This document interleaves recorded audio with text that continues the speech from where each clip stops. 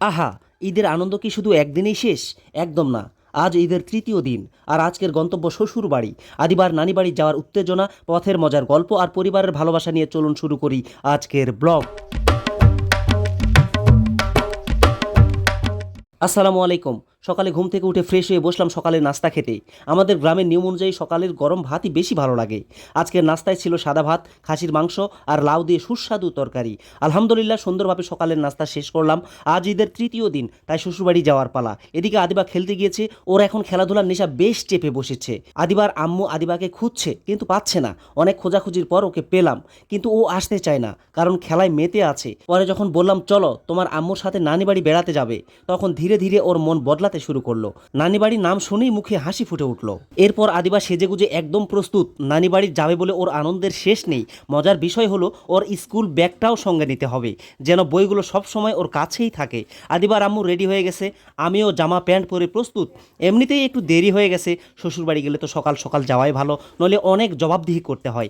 আদিবা আর ওর আম্মু সেজেগুজে বের হয়ে এলো, আমিও মোটরসাইকেল নিয়ে বের করে প্রস্তুত করলাম। আর আজকের এই ছোট্ট ক্যামেরা পার্সন হচ্ছে আদিবা নিজেই।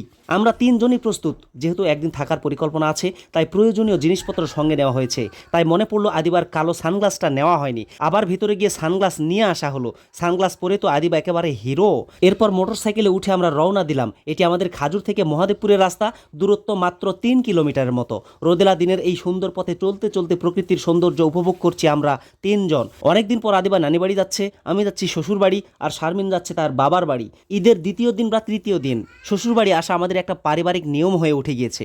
ভালোই লাগে, কারণ ঈদের পরে অনেক মেয়ের ইচ্ছা থাকে বাবার বাড়িতে কিছু সময় কাটানোর। আসলে দুই পরিবারের মধ্যে ভালোবাসা, সম্মান আর সম্পর্কের বন্ধন আরও মজবুত হয় এভাবেই। ধীরে ধীরে মহাদেবপুরের কাছে চলে এলাম। এটি হচ্ছে বিখ্যাত আমচত্বর, আর এর পরেই রয়েছে আত্রাই নদীর উপর নির্মিত নতুন ব্রিজ। পথের প্রতিটি মুহূর্ত ছিল আনন্দে ভরা, তাই আনন্দটা যেন সবার মধ্যেই একটু বেশি। আমরা অবশেষে মহাদেবপুর পৌঁছে পোস্ট অফিস মোড়ে থামলাম। এখানে রয়েছে আকর্ষণীয় একটি দোকান, মৌ কনফেকশনারি। নানি বাড়িতে নিয়ে যাওয়ার জন্য কিছু খাবার ও প্রয়োজনীয় জিনিসপত্র কিনলাম। দোকানটি সত্যি চমৎকার। বিস্কুট, চানাচুর, পটেটো, ঠান্ডা পানি ও আইসক্রিম সহ নানা ধরনের ফ্রেশ ফুড আইটেম এখানে পাওয়া যায়। সবচেয়ে ভালো লেগেছে দোকানদারের ব্যবহার। হাসি মুখে সবার সাথে কথা বলেন এবং আন্তরিকভাবে সেবা দেন। এখান থেকে কেনাকাটা শেষ করে আমরা মোটরসাইকেলে উঠলাম। মহাদেবপুর শহরের মেন রোড ধরে এগিয়ে চললাম। রাস্তা খুবই সুন্দর, তবে আনন্দের মাঝেও নিরাপদে গাড়ি চালানোর চেষ্টা করি সব সময়। আমার বিশ্বাস, প্রতিটি মেয়ে যদি তার শ্বশুর শাশুড়িকে নিজের বাবা মায়ের মতো সম্মান করে, আর প্রতিটি জামাই যদি তার শ্বশুর শাশুড়িকে নিজের বাবা মায়ের মতো ভালোবাসে, তাহলে অনেক পারিবারিক সমস্যা সহজেই দূর হয়ে যাবে ইনশাআল্লাহ। আল্লাহ তাআলা আমাদের সবাইকে সেই তৌফিক দান করুক, আমিন। কথা বলতে বলতে অবশেষে পৌঁছে গেলাম আদিবার নানি বাড়িতে, অর্থাৎ আমার শ্বশুর বাড়িতে। আর আদিবা এসেছেন সবাই শুনে খুব খুশি। শারমিনের মুখেও আনন্দের হাসি। মোটরসাইকেল থেকে নেমে ধীরে ধীরে ভিতরে ঢুকলাম। আদিবার আনন্দ তো দেখার মতো। নানি বাড়িতে এসেও যেন খুশিতে আত্মহারা। শ্বশুর বাড়িতে এসে অনেক আদর আপ্যায়ন পেলাম। আমাকে খাওয়ানোর অনেক চেষ্টা করা হলো, তবে ঈদের কয়েকদিন ধরে এত খাওয়া দাওয়া হয়েছে যে বেশি খেতে পারলাম না। তারপরও যা খেয়েছি তার জন্য শুকরিয়া, আলহামদুলিল্লাহ। ভিডিওটি ভালো লাগলে একটি লাইক দিন, কমেন্ট করুন এবং আপনার মূল্যবান মতামত জানান, এবং শেয়ার করে পাশেই থাকুন। ভালোবেসে একটি ফলো বা সাবস্ক্রাইব করতে একদম ভুলবেন না। আসসালামু আলাইকুম ওয়া রাহমাতুল্লাহ। সকলের সুস্বাস্থ্য এবং দীর্ঘায়ু কামনা করে জাস্ট আমি আজকের মতো এ পর্যন্তই। আল্লাহ হাফেজ।